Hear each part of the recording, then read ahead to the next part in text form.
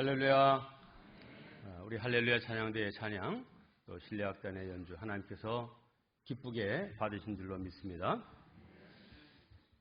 코로나 이전에 우리 할렐루야 찬양대가 많이 모일 때는 50명, 평균 40명 이상 모였었는데 코로나 이후로 이렇게 좀 줄어들었는데 얼른 다 회복이 될 수 있게 되기를 바랍니다. 이 말은 전에 찬양대를 했었는데 지금 회중석에 앉아 계신 분들이 찬양대로 다시 오셔야 된다는 말입니다. 용기를 내시고 찬양을 받기에 합당하신 하나님께 찬양으로 영광 돌리는 우리 성도들 되시기를 바랍니다.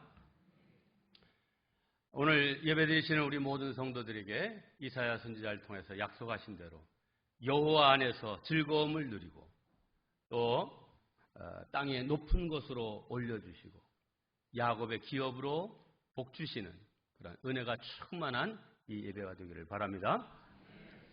오늘은 6월 마지막 주일이고 다음 주일은 7월 첫 주일로 한 해의 후반을 시작하는 주일입니다. 우리는 이 7월 첫 주일을 맥주 감사 주일로 지킵니다.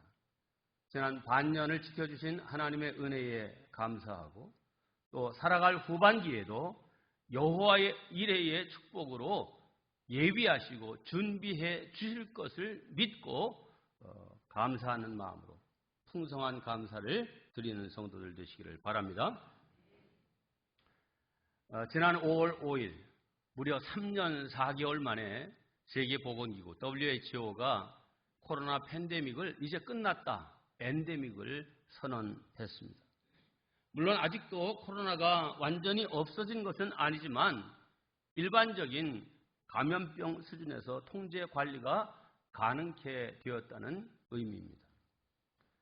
지난 코로나 팬데믹 가운데 우리 신앙생활에 가장 문제가 되었던 것은 우리가 마음껏 함께 모여서 예배드리는데 많은 지장과 어려움이 있었던 것입니다.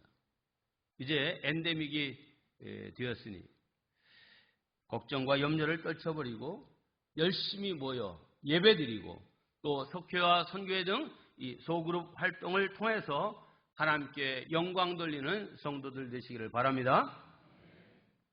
왜냐하면 신앙생활 가운데 가장 기본적이고 또한 핵심적인 것은 바로 예배입니다.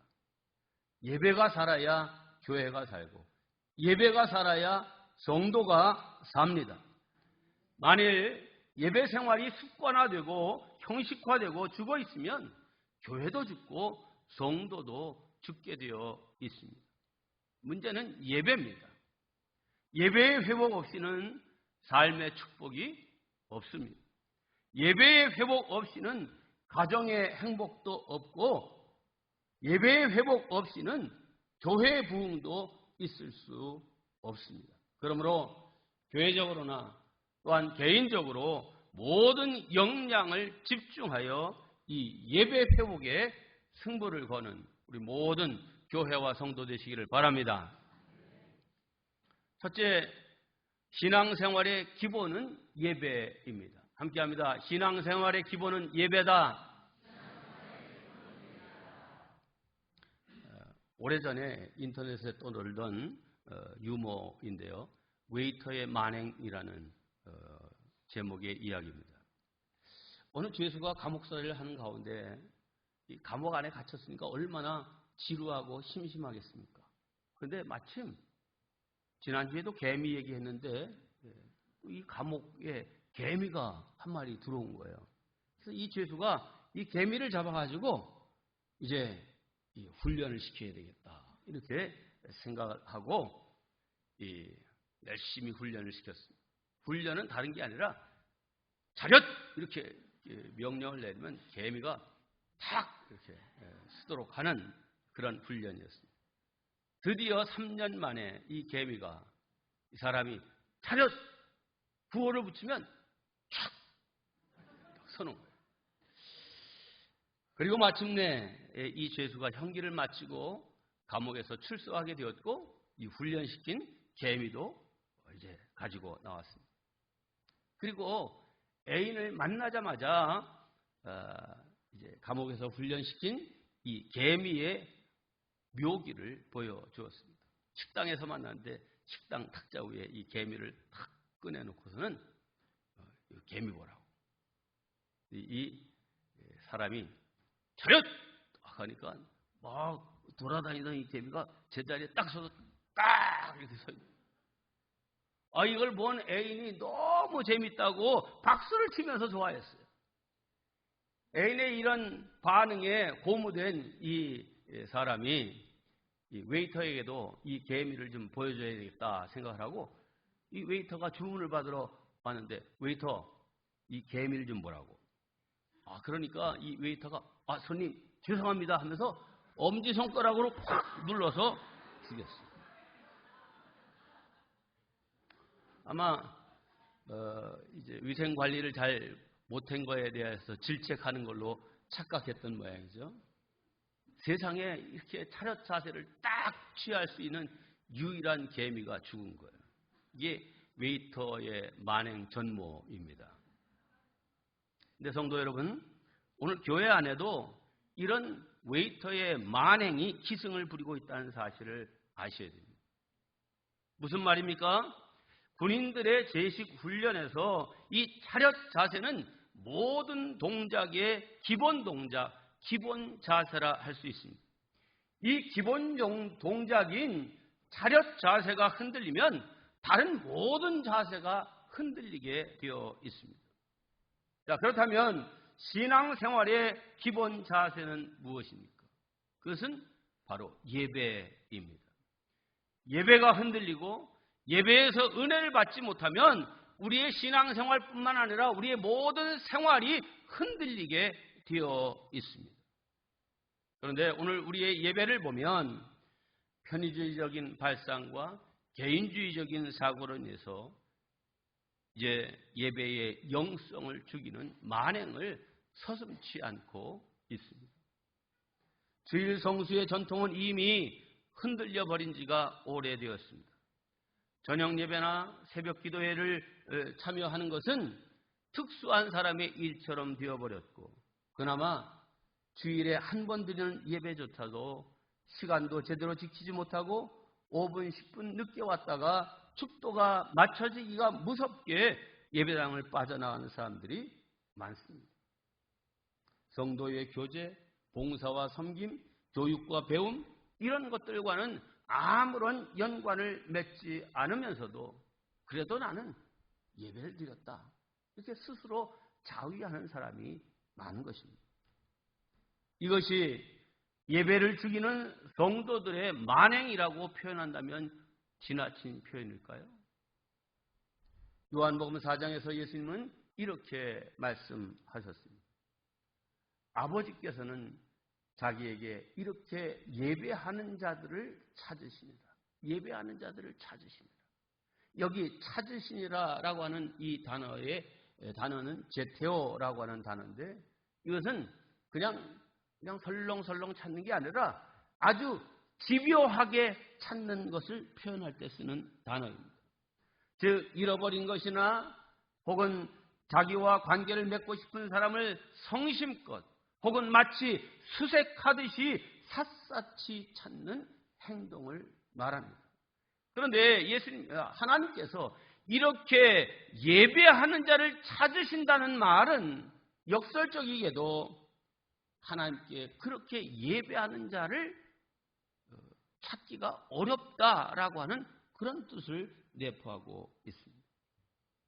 그러니까 하나님께서 찾으신다라고 하는 말은 그렇게 예배하는 자를 만나보고 싶다는 말씀이고 그렇게 예배하는 자를 찾아 쓰시고자 한다는 말씀인 것입니다. 하나님께서 찾으시는 사람은 인물 좋은 사람도 아니고 학식이 많은 사람도 아니고 지위 높은 사람도 아니라 예배를 잘 드리는 사람임을 믿으시기 바랍니다. 저는 우리 교회가 봉사를 많이 하는 교회다라고 하는 이런 칭찬이나 혹은 참 엘림교회는 한 가족처럼 참 사랑이 많은 교회야 이런 칭찬 혹은 교회가 보니까 얼마나 깔끔하고 좋은지 몰라 이런 칭찬보다는 엘림교회 최고의 예배를 드리는 교회야 이런 칭찬과 또 정말 그런 은혜가 있는 교회가 되기를 소원합니다. 바라기는 여러 모든 성도들이 최고의 예배를 드리는 성도들 되시기를 주의 이름으로 축원합니다. 두 번째, 그러면 어떻게 예배를 드려야 할까입니다.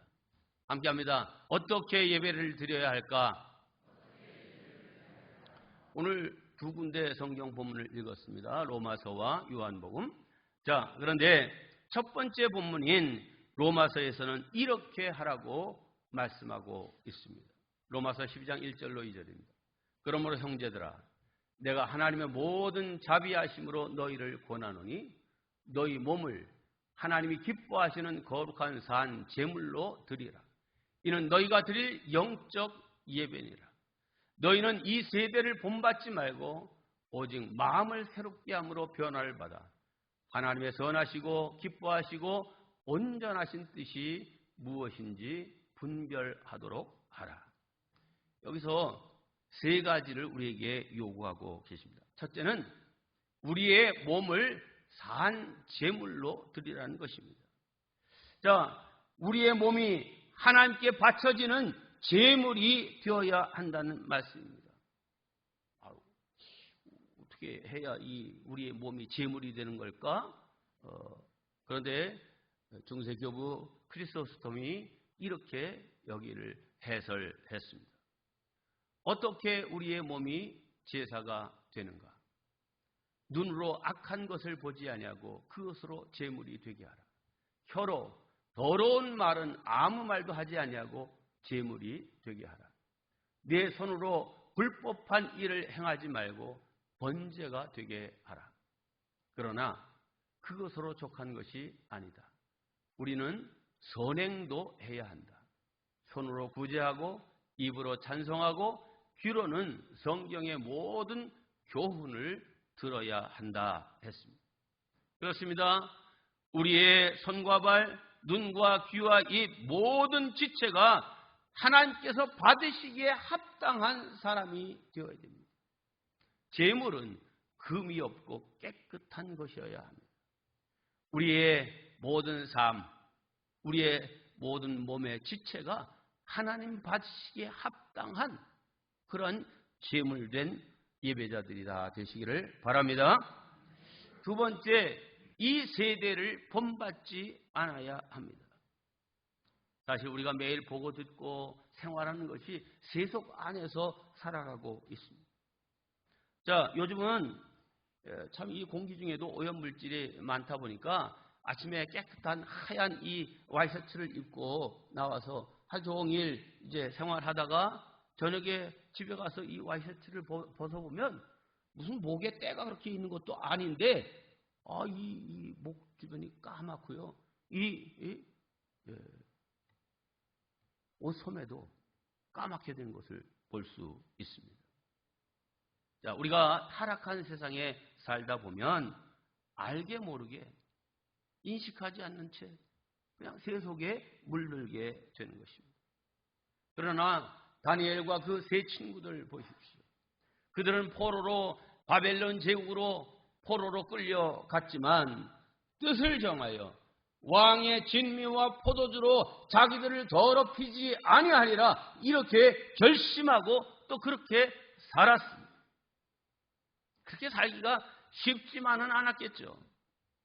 어려움과 불편함과 불이익이 있었겠지만 세속으로부터 자기들을 지켜낼 수 있었습니다.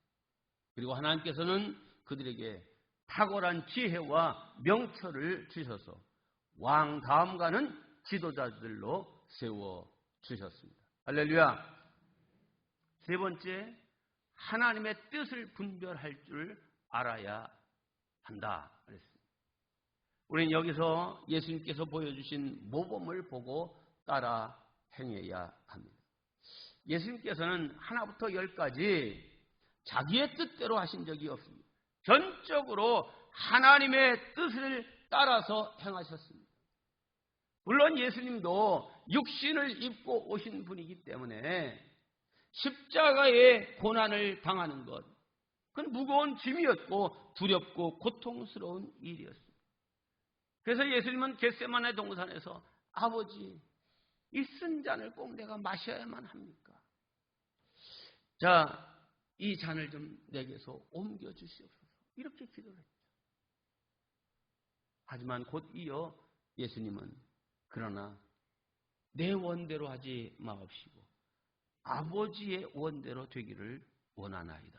이렇게 기도하고 기꺼이 십자가를 지셨습니다.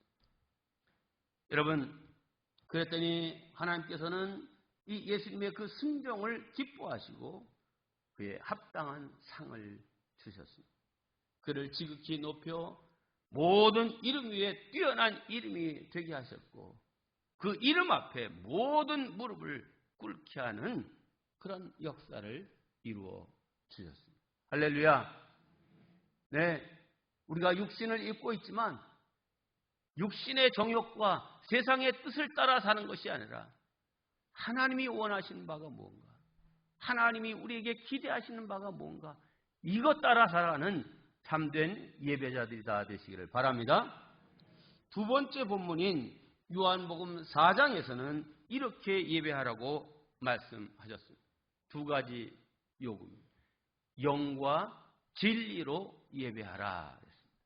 자, 첫째 이 영으로 예배하라 그랬는데 이 영이라고 하는 말은 헬라어로 프리마티인데 이것은 외적인 허례허식과 반대되는 진실된 마음의 자리를 의미합니다. 이 진실된 마음의 자리에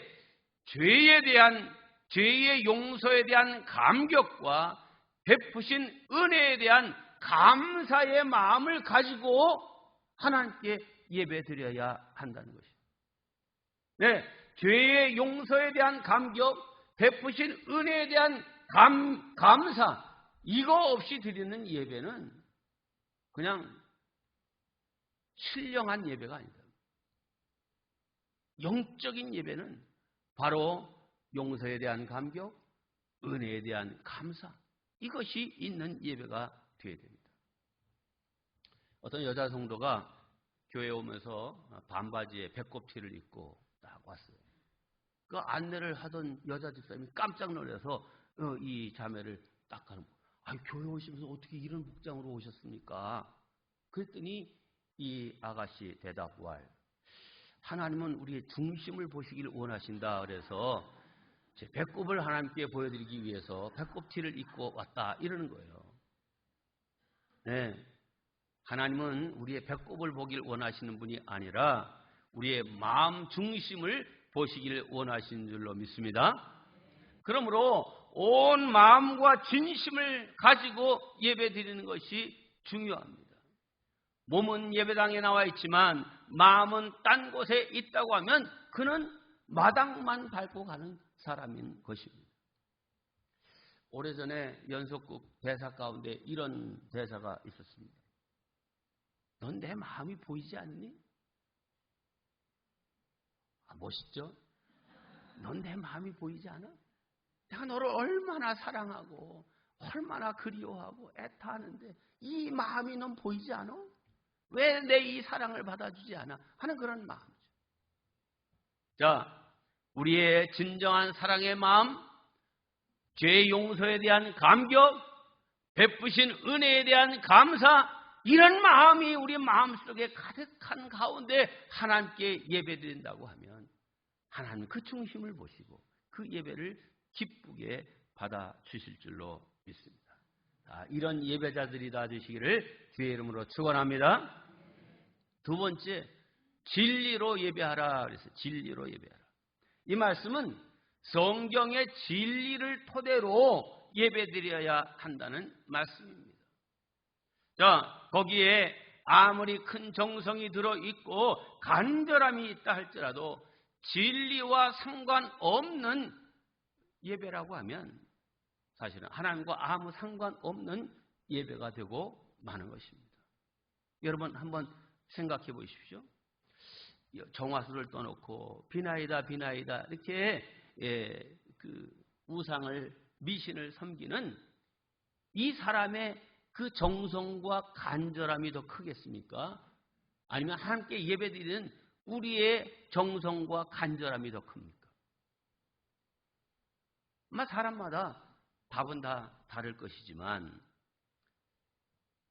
우리는 정말 이 진리로 예배하라는 말은 나는 진리요 생명이다 하는데 예수님, 하나님 그분의 뜻을 구하고 하나님 당신이 원하시는 바가 뭡니까? 어떻게 하면 하나님께 영광 돌리는 사람이 되겠습니까? 내가 그렇게 살 수 있도록 나에게 은혜와 능력을 주세요. 힘과 지혜를 주세요. 이러한 은혜를 구하면서 하나님께 맞추어진 인생이 되기를 원하는 마음으로 예배드리는 그 사람이 진리로 예배드리는 사람입니다. 미신의 특징은 뭐예요?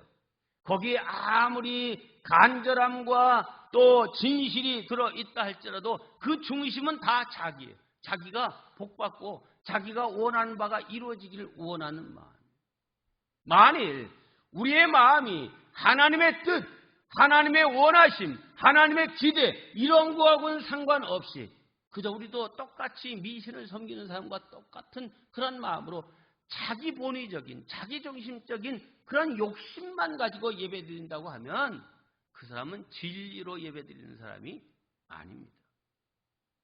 우리는 길이요 진리요 생명이신 예수님을 의지하고 예수님 중심의 예배를 드려야 할 것입니다.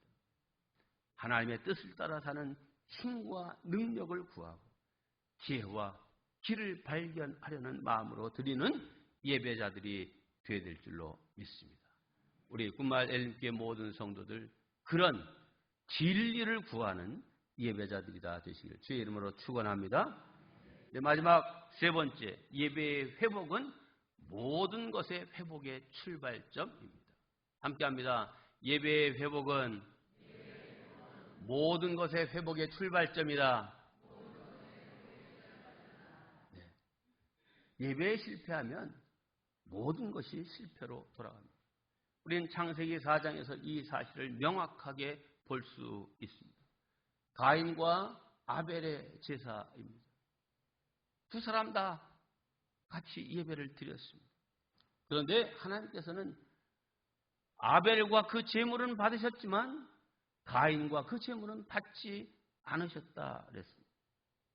사람의 중심을 살피시는 하나님께서 보실 때에 가인이 드린 제물은 곡식으로 드렸기 때문에 안 받으셨다? 그 해석은 틀립니다. 가인과 그 제물을 받지 않으셨다는 말은 가인의 그 중심과 삶이 하나님께 합당하지 않기 때문에 그가 드리는 제물도 받지 않으셨다는 말입니다. 자, 가인에게는 믿음과 사랑과 헌신의 삶이 없었습니다. 이 일로 인해서 가인은 동생 아벨을 시기하고 미워하게 됐고 결국 동생 아벨을 돌로 쳐 죽이는 인류 최초의 살인자가 되고 말았습니다. 이처럼 예배의 실패는 곧 삶의 실패로 이어지게 되어 있습니다. 여러분, 신자와 불신자의 차이가 무엇입니까? 예배 드리는 것과 드리지 않는 것의 차이입니다. 참 신자와 그렇지 못한 자의 차이가 무엇입니까? 그것은 예배를 소중히 여기는가 아니면 소홀히 여기는가 이것으로 분별할 수 있습니다. 축복을 받는 자와 축복을 받지 못하는 자의 차이는 무엇입니까? 그것은 그가 어떤 예배를 드렸는가 예배의 질의 차이라고 볼 수 있습니다. 하나님께 예배를 소중히 여겼던 사람이 받은 복에 대해서 두 가지만 말씀드립니다. 첫째, 다윗이십니다. 다윗이 가졌던 신앙의 특징은 성전 사랑과 예배 중심의 삶이었다 말씀드릴 수 있습니다. 다윗은 하나님의 법궤가 예루살렘 성전으로 들어올 때, 예루살렘 이 성으로 들어올 때 너무 기쁘고 감격해서 막 춤을 추는데 뭐 요즘처럼 바지가 이렇게 잘 된 게 아니라 막 이게 막 둘둘 이렇게 둘러매는 바지니까 이 바지가 흘러내려서 아랫도리가 다 드러나는 이런 상황인데도 그건 모르고 그냥 그저 기뻐 춤을 췄어요. 이것을 바라보던 그 아내 미갈이 참 부끄럽고 참 창피하네 하면서 그 감격하고 기뻐하고 하나님을 즐거워하는 다윗을 조롱했습니다. 결국 어떻게 됐습니까? 다윗은 정말 내 마음에 합한 사람입니다. 기뻐하셨죠. 근데 미갈은 그 이후 평생 불행한 삶으로 인생을 마치고 말았습니다. 다윗 이제 법궤를 예루살렘 성 안에 모셔놓고 그야말로 이제 평화의 시대를 맞이하게 됩니다. 자기가 살고 있는 궁은 백창목으로 잘 지었습니다. 자, 그런데 다윗의 마음에는 편안치 못한 것이 생겼습니다. 자기는 이렇게 좋은 궁궐에 사는데 하나님의 교회, 하나님 임재의 상징인 이 법궤는 아직도 그냥 천막 안에 모셔져 있는 것이 영 마음이 편치를 않았습니다. 자, 그래서 그는 이런 고백을 합니다. 사무엘하 7장 2절. 나는 백창목 궁에 살거늘 하나님의 교회는 휘장 가운데 있도다. 그는 결심합니다. 하나님을 모시는 이 법궤를 안치하고 거기서 예배드릴 성전을 지어드리라. 하지만 이런 다윗의 소원은 성취되지 못했습니다. 하나님이 허락지 않으신 겁니다. 그러나 하나님은 이 다윗의 마음을 받으셨습니다. 하나님이 이렇게 말씀하십니다. 이새의 아들 다윗을 만나니 내 마음에 합한 사람이라. 내 뜻을 다 이루게 하리라. 하나님은 약속대로 그는 양치기 목동 출신이었지만 성경 가운데 가장 축복받은 위대한 성군이 되었고 메시아의 조상이 되었습니다. 두 번째, 느헤미야입니다. 느헤미야는 아마 바벨론 포로 3세 혹은 4세쯤 되었고 바벨론에서 이미 아주 고위직에 오른 사람이었습니다. 그런데 자기 고국에 성문들이 다 회파되고 성전이 파괴됐다는 그 소식을 듣고 그가 울며 기도하며 고국으로 돌아가기를 이제 소원했고 이제 사람들과 함께 고국으로 돌아오게 됩니다. 자, 예루살렘에 도착해 보니까 정말 성문이라는 성문은 다 불타고 없어졌습니다. 어디서부터 손을 대야 할지 몰랐습니다. 그런데 느헤미야서 3장을 보면 이렇게 되어 있습니다. 그때에 대제사장 엘리야십이 그의 형제 대제사장들과 함께 일어나 양문을 건축하여 성별하고 문짝을 달고, 느헤미야가 대제사장 엘리야십에게 다른 그 어떤 것보다도 먼저 이 양문을 건축하고 거기에 문을 다십시오 이렇게 요청한 것이죠. 여기 양문을 제일 먼저 수축하고 하도록 했다라고 하는 여기에서 우리는 인생의 우선순위를 어디에 두고 살 것인가 이것을 배울 수 있습니다. 이 양문은 제물로 드릴 양을 끌고 들어가는 문입니다. 즉 예배의 문입니다. 우리 사회의 정치, 경제, 문화, 사회, 교육, 가정 무너진 곳이 많죠. 그렇지만 이 모든 무너진 것들 가운데 가장 먼저 회복하고 시급히 재건해야 될 것이 있다면 그것은 바로 예배입니다. 하나님과 나와의 무너진 관계를 다시 회복하는 일입니다. 예배부터 재건해야 거기서부터 만 가지 문제가 해결될 줄로 믿습니다. 사랑하는 성도 여러분, 우리에게 가장 시급한 일은 예배의 영광을 회복하는 일입니다. 여러분, 자녀에 대한 기대, 또 건강, 또 사람과의 관계 이런 것들에 문제가 생겼고 무너졌습니까? 그렇다면 예배를 회복하십시오. 예배 회복이 모든 회복의 시작입니다. 예배가 회복되면 교회도 회복되고 개인의 심령도 회복되고 가정의 모든 문제, 경제 문제, 관계의 문제, 재정적인 문제 다 회복되게 될 줄로 믿습니다. 오늘도 하나님은 진실되게 예배하는 자를 찾으십니다. 그런 자를 찾으시면 하나님은 그에게 복 주시고 또 그에게 사명을 맡겨 주실 것입니다. 온전한 예배로 복음에 합당한 삶을 살아가는 우리 모든 성도 되시기를 주의 이름으로 축원합니다.